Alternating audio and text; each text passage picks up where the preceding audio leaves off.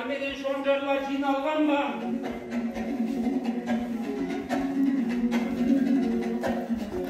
Kolaydın bunusuna könüyemizde Kakım жоқ болған іске илан болған. Қазақтың әдеті ғой баяғыдан Құдайды еске алатын қиналғанда. Бар еді жинап жүрген дерегіміз, қалай жерге апарды өнеріміз. Осыдан 5 жыл бұрын жезқазғанда меніменен айтысқан ер едіңіз. Сол кезде де қазының төрағасы Асанәлі ағасыз боп едіңіз. Төлегенді атайық дегенімде керек болып ерекше көмегіңіз. Жезқазған Төлегеннің өз ауылы, бұл жерде бүлінбесін беделіміз. Қарағым әлі талай айтыс бар ғой, кейін бір сәті келер деп едіңіз.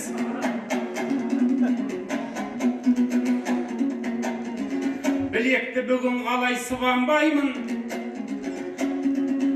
сол сөзіңді есімнен шығармаймын. Қандай сәті керек ет бұдан асқан, сәті келсе тартынып тұра алмаймын. Тамаша бір мүмкіндік туып отыр, асаға күнде тумас мынандаймын. Мергендігін көрсетші Бегежанның, қаталдығын көрсетші Құнанбайдың.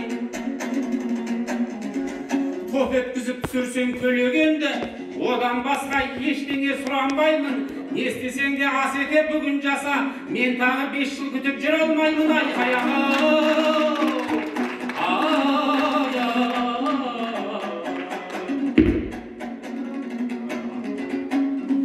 Дұшпаның шыға қалса тосын алдан, жігітен ойланбастан өшін алған. Төлегеннің тағдырын дұрыс шығар, Бегежанның алдында шешіп алған. Кинода одан қалса өмірде де құтылмайтын болдық қой осылардан.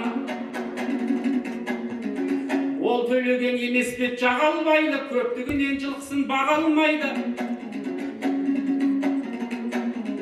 Мың жылқы бақса да кейбіреудің өмір бойы ішегі ағармайды.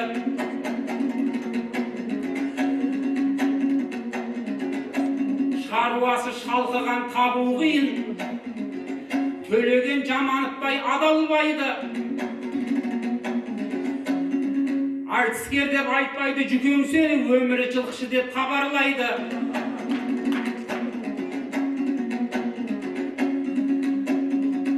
Бір жағынан малына шапқылайды, бір жағынан айтысқа алаңдайды.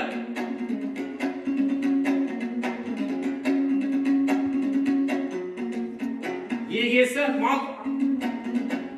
мал табуға айтысқа кетіп қалсаң, ауылда қайтып малың жоғалмайды. Жаным ашып кетеді кейде саған, көкеңмендей жанашыр таба алмайды.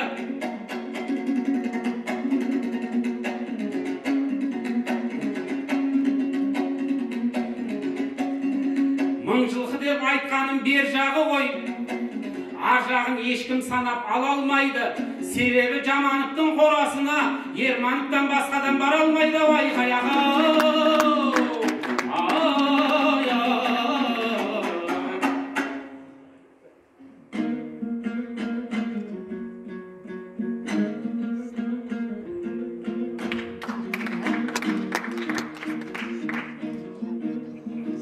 Бермеген жігіт едім, еркін болған, жасымнан дала менің дертім болған. Ермановтан басқа ешкім бара алмас деп, өлеңіңді айттың ау өртін болған.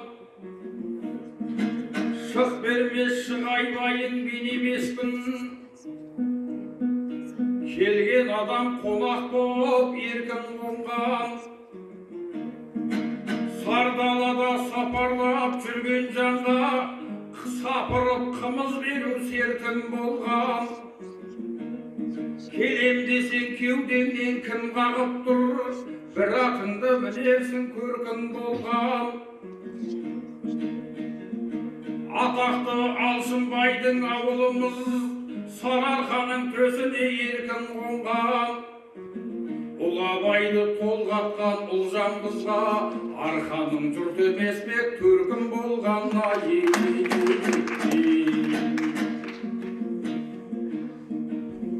Төлеген маңдайдаған бай деп отыр,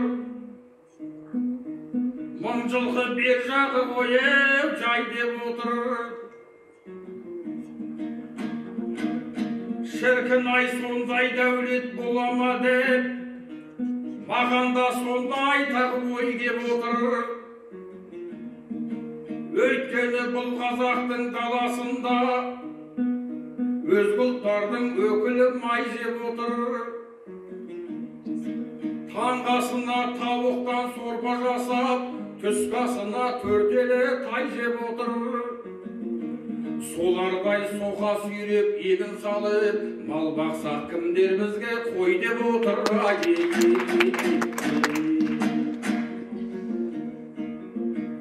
Жолығып бек арыстай арыстанға, не жетсін арыстан мен алысқанға. Бұлтты көрсе бұғатын мен емеспін, кеудемнен көшірмесе намысты Алла. Нұр отанның белсенді мүшесісің, кендемессің тамырмен таныстанда. Сайлау сайын жүресің ұпайыңды, түгендеп берілмеген дауыстанда. Дауыс санап жүргенің аз болғандай, міндетің мал санауға ауысқан бауға.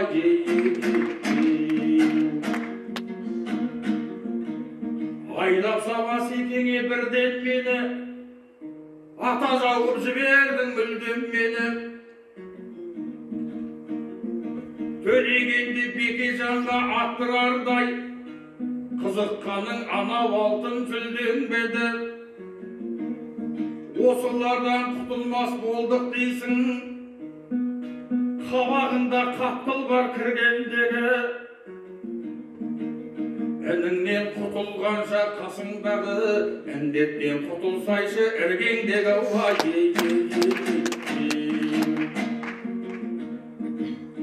Азуын маған беке бата қоймас, саралап айтқан сөзде сапа жоймас.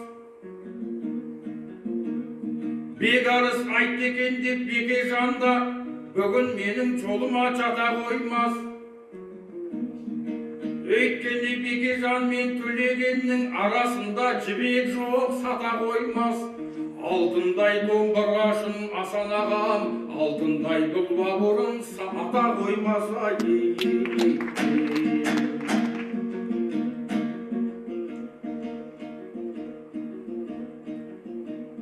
Қадырын білген еліміз бардың қанша, қадырын бағып білдік малдың қанша.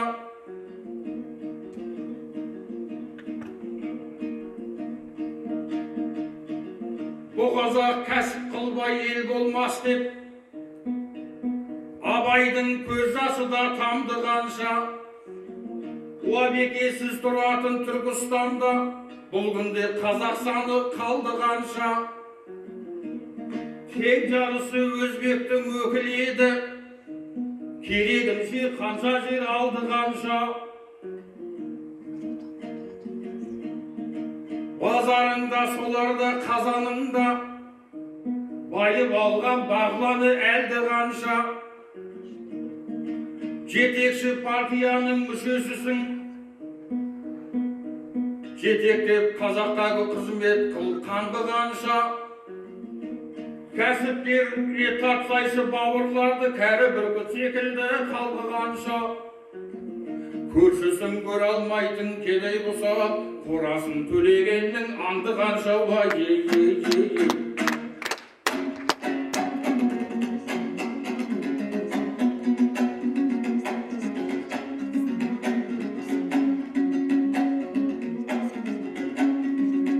Ол сенің толғауың ба, арнауың ба, tez eкен самғауыңда.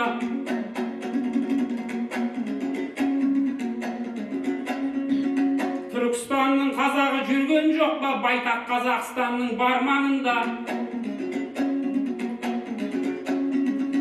Қанша қазақ қалғанын Түркістанда, көрерсің келесі жол барғаныңда. Өзбек сауда жасаса айып екен, әркімде қақылы ғой жан бағуға. Екі жұртты айдапсап бір-біріне, араз қылу жоқ әлде арманың ба? Мықты болсан байлығын жезқазғанның, кәрістерден суырып алмадың ба? Теміртауды қайтарып үндістерден, қордасын қоржынына салмадың ба? Беталды сынағаннан не табасың, ақиқаты болмаса ар жағында. Байеке ашулана бермесейші, неріп керек дейді ғой мал бағуға.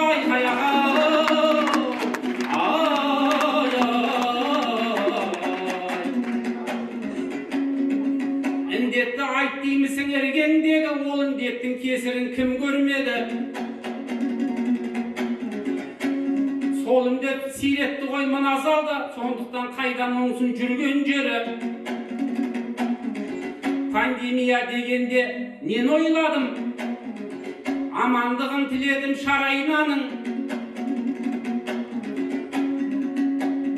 Ковид қатты келет деп, қатты тиет деп, қарт адамға естігесін кішкене абайладым. Үйімде кемпір шалым болмаған соң, жаншағыма байыппен қарайладым. Ел басқарып отырған екі қарт бар, ең әуелі ағайын соны ойладым. Дегенмен әкеміздей адамсыз ғой, арасында уажыге сен ойладым. Ол індет біраз жерге баратындай, даланы да жайпады қала тұрмай. Аты жаман ауру деп еркелеттік, аты жақсы ауру болатындай. Қаншама жайсаңдарды жайпап кетті, от шашпай зеңбіректен оқ атылмай. Қоғамда қалды қанша шерлі адамдар, қоғамда жүр ғой қанша шерлі адамдар. Қайғысын мен айтпай-ақ ел бағамдар. Пандемия жақынын жұлып кетіп, көк аспанын қара бұлт торлағандар. Өкімет аузыма су тамызат деп, соңына дейін сен дау сорлы адамдар.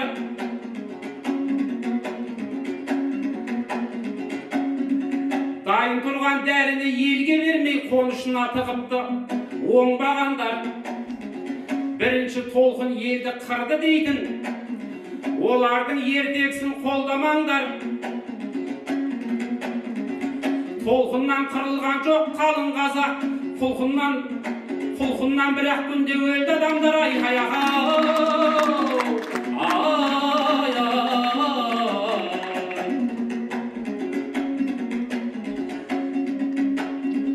Олағай бір-біріңді дос көрмесең, қуаттап қолдамасаң, қош көрмесең, ізгіліктен махрұм қаласың деп дүниенің жұмбағын шешкен көсең. Далада қап кетесің далаңдасаң, ел болып етегіңді жаба алмасаң. Жыбырлап жердің бетін жайлағалы, қауіптен құтылып еді адам қашан.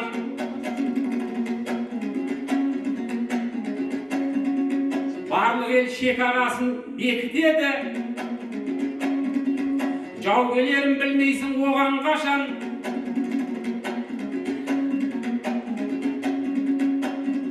Қадағағып сын тартып қойған менен, өзгерерін білмейсің заман қашан. Ешкімде айбатыңнан сескенбейді, өз үшіңде береке таба алмасаң. Далаға қаққан қадам қорғамайды, ынтымақтың шегесін қаға алмасаң. Ай,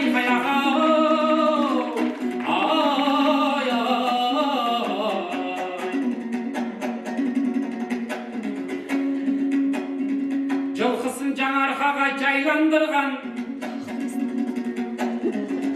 жылқысын жаңарқаға жайландырған, күніге тиху қылған, айғай қылған, үйірі су қайдаса көл таусатын, қызықты түсінбейміз байлар оған.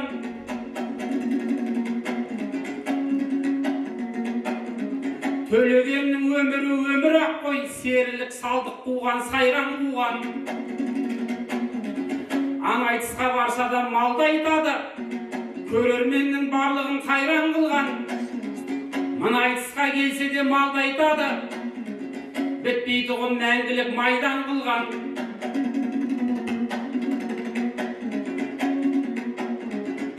Ақындардың ішінде сен ғанасың, сахнаға мал жайып жайлау қылған. Әйгілі Фараби мен Абай жылын ауыл шаруашылығы жылына айналдырған. Айқай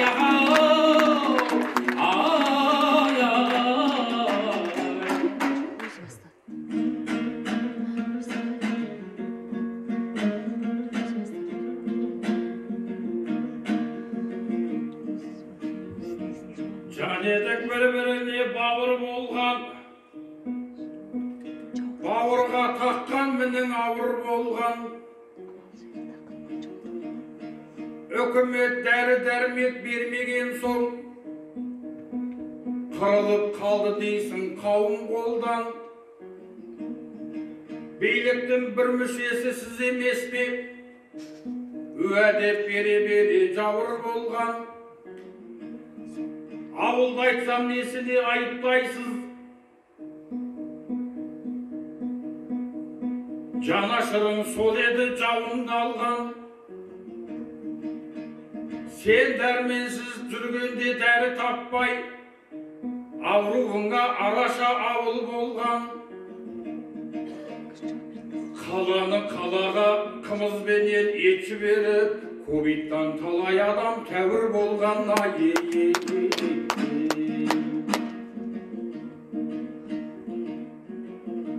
Береке басып еді беттес екен, жеріме жау аяғы жетпес екен. Көп ұлтты Қазақстан болсақ дағы, ұлтымның көсегесі көктес екен. Қазақтың қамқорлығын көрген ұлттар асың düşіп аяқты теппес екен. Татулық тұрақтаған осы жерге көре алмас көр топырақ сеппес екен. Ол Абайды тудырған ұлтымыздың ұлттық рухы төмендеп шөкпес екен. Ұлтаралық достықты сақтаймыз деп, ұлтарақтай болып да кетпес екен.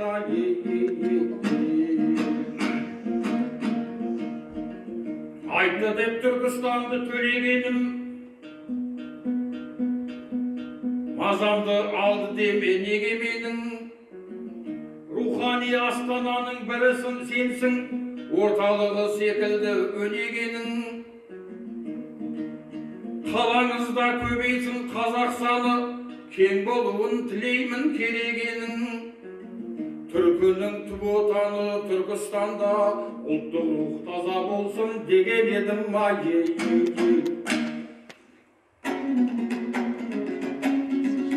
Түркістан екі дүние есігі ғой, Түркістан ер түріктің бесігі ғой. Түркістанның қазағы аз дегенің, тап-таза білместіктің кесірі ғой.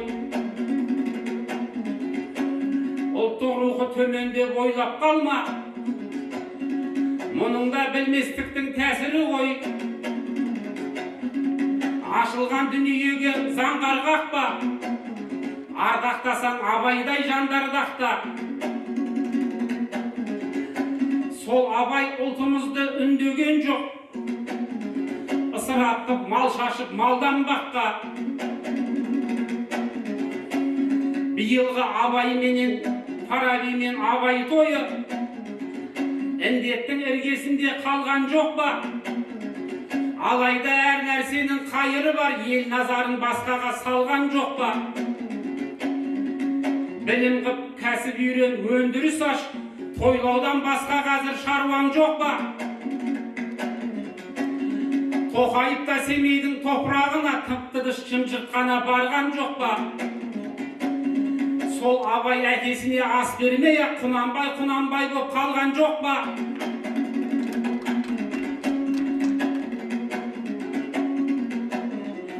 Аста төк қазан қайнап жатпаса да бұл тойдан жұрт керегін алған жоқ ба? Абайдың да арманы осы емес пе? Іздегенге сұраған болған жоқ ба?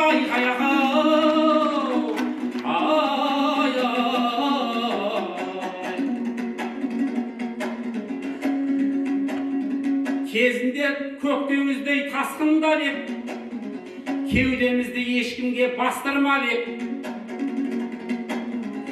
Әлемге ашыламыз деп жүргенде,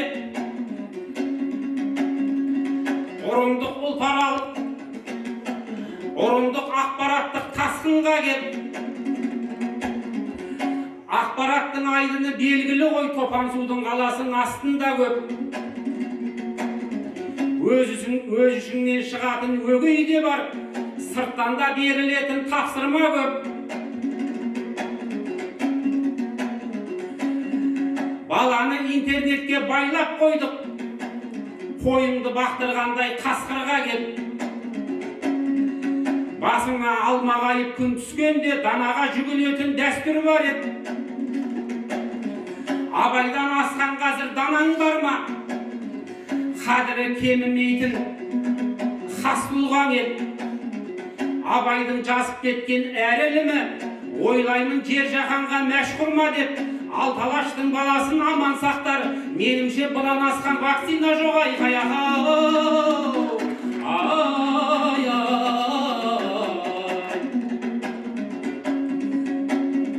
Кісіге күнде бермес жалған опа, кәсібімді айтты деп болма қапа. Қамбарата секілді боз жорғаңа бозала таңнан мініп жорғалата. Сайран салып жүре бер сарарқанда, сауырынан қара тер сорғалата.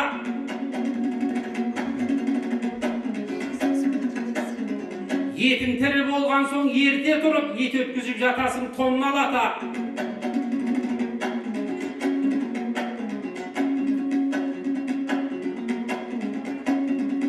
Дәл сен құсап қараса төрттілікке, елдің бәрі хабар ет малдан опа. Абай атаң ырзама білмей тұрмын, әй саған ырза шығар Қамбар ата.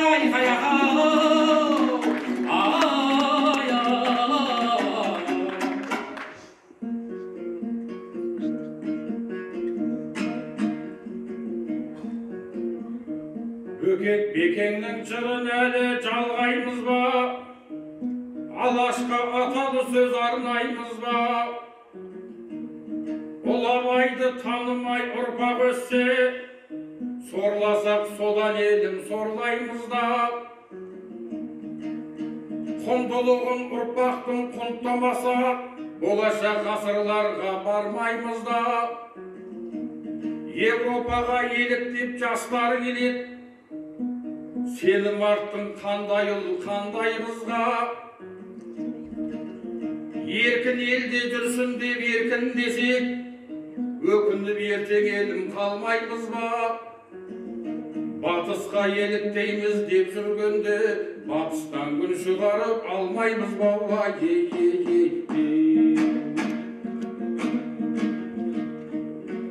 Бекарыс Алталашқа белгілі ақын, ежелден арқаладың ел мұратын.